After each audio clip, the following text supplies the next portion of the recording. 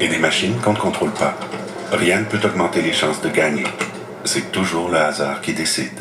Visitez le jeu-doit-rester-un-jeu.com. On joue de temps en temps. À un moment donné, ça commence à être un peu plus d'argent, un peu plus souvent. Puis à un moment donné, oups, je suis en train de vider mes REER, je suis en train de perdre ma famille, je suis en train de perdre un emploi à cause de mon absentéisme. Alors, quand on accumule les conséquences autour de nous, on peut définir ça comme étant une dépendance. Du moment aussi où on commence à accumuler des conséquences autour de nous, et que malgré ces conséquences-là, on continue notre comportement associé à la dépendance, quelle qu'elle soit, hein, alcool, drogue ou jeu. Mais dans le cas du jeu, je suis plein de conséquences financières, familiales, professionnelles, sociales, mais je continue de jouer pareil. Alors, on peut définir la dépendance comme étant quelque chose dont on ne peut plus se passer. On peut facilement perdre 25 000 $ en une nuit, mais au jeu, mais je ne perdais pas 25 000 $ à boire. Hein? Je ne perdais pas 25 000 $ à fumer du cannabis. Alors, la descente aux enfers peut être très rapide. Les joueurs qui arrivent ici, habituellement, ils ont plus une scène. Alors, le fait que l'État paie, c'est probablement justifié par ce fait-là là aussi. Hein. Alors qu'un alcoolique, un toxicomane qui arrive, je ne dis pas qu'il y a plus de sous ou qu'il n'y a pas tout dépensé, mais bon, pour le moment, en tout cas, c'est comme ça. Le gouvernement paye pour le jeu, mais pas pour les autres dépendances. Et puis, est-ce que c'est correct, pas correct, c'est pas à moi d'en juger.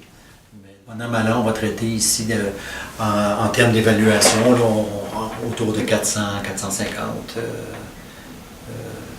clients et clientes par année. La moyenne d'âge est de 40 ans, majorité d'hommes. Proportion 75-25 peut-être, vous direz, 75-30. L'autre tendance, c'est que de plus en plus, c'est plus juste du jeu. C'est du jeu et de l'alcool, c'est du jeu et de la coke, c'est du jeu et autres substances. Alors qu'il y a 7 ans, à peu près, quand moi je suis arrivé ici, il y avait beaucoup de clients où c'était pur jeu. Autre tendance, bon, vous avez tous lu, je pense, récemment, là, que l'Auto-Québec avait mis à pied là, beaucoup de cadres récemment, et puis que les revenus étaient à la baisse. Il semble y avoir eu, en tout cas cette année, là, selon nos chiffres, cette année, une baisse aussi au niveau de la demande. Mais on a traité autant, sinon plus, de clientèle dans nos services que l'an passé. Autant en interne qu'en externe. La sensibilité à la problématique du jeu va devenir de plus en plus élevée avec la génération qui pousse. Là. Maintenant, moi, ce que j'observe, c'est quand je vois un jeune de 18-19 ans arriver ici avec un problème de jeu, moi, ça m'inquiète. Ça m'inquiète. Puis vous le dites vous-même, mais vous êtes témoin de ça, je présume, des concours de jeux dans les cégeps. Allez imaginer le genre d'influence que ces concours-là peuvent avoir sur même ceux qui ne gagnent pas. Parce qu'ils rêvent de faire leur... Hein? J'en ai vu que celui ici, moi je fais carrière là-dedans. Ou j'ai fait carrière là-dedans, mais je me rends compte que ça ne marche plus, mais au fond de lui-même, il veut continuer de faire carrière là-dedans. Comment il s'appelle notre Québécois? Là, que tu as gagné, là, Jamel? Jonathan, ça. Jonathan? Oui, c'est ça. Mais on n'entend plus parler maintenant. On n'entend plus parler. C'est un one-shot, ça. Hein? Mais jouer de façon responsable. Le jeu doit demeurer un jeu. Alors, mais j'aime quand même, il y a des annonces qui sont faites là, par la Fondation Mise sur Toi là, à la télévision là, pour expliquer, entre autres, là, je ne sais pas si vous avez vu l'annonce, où on pèse sur un bouton d'ascenseur, on pèse sur un bouton de laveuse-sécheuse. Bon, ça, on le contrôle, mais le contrôle de l'autre, c'est le hasard qui décide. C'est pas... Quelqu'un qui est pogné dans une dépendance, c'est pas juste une question de bonne volonté.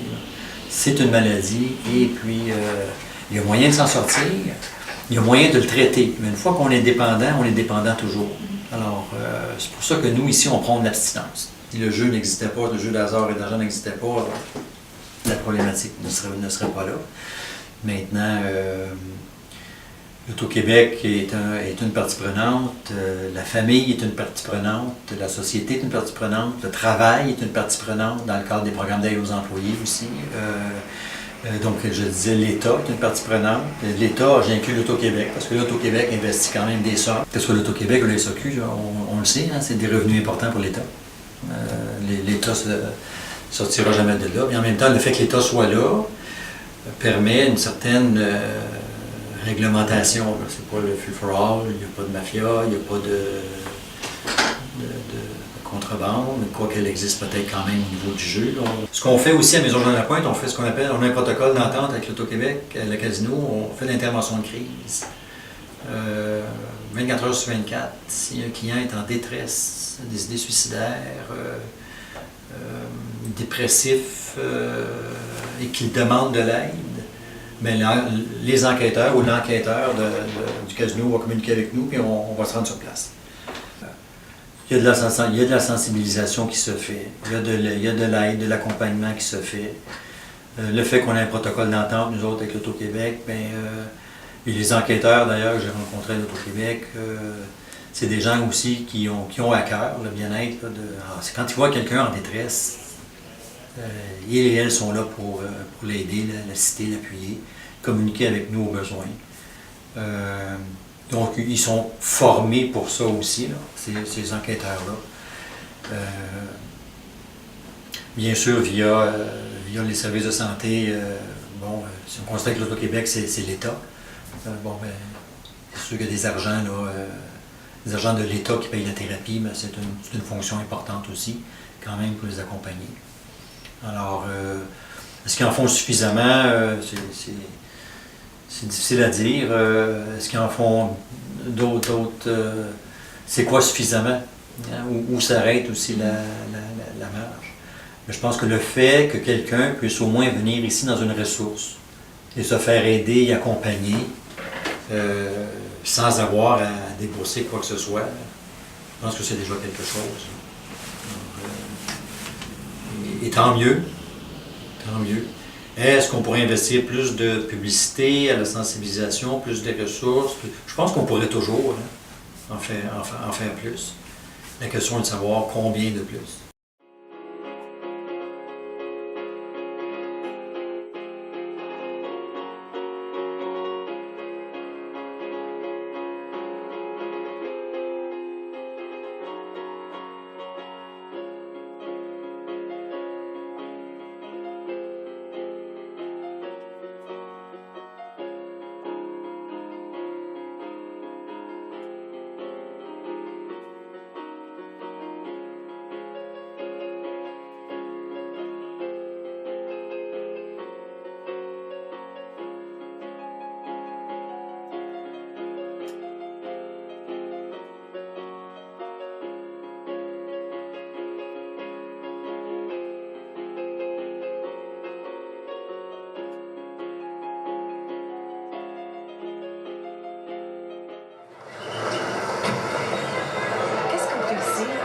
Quelque chose.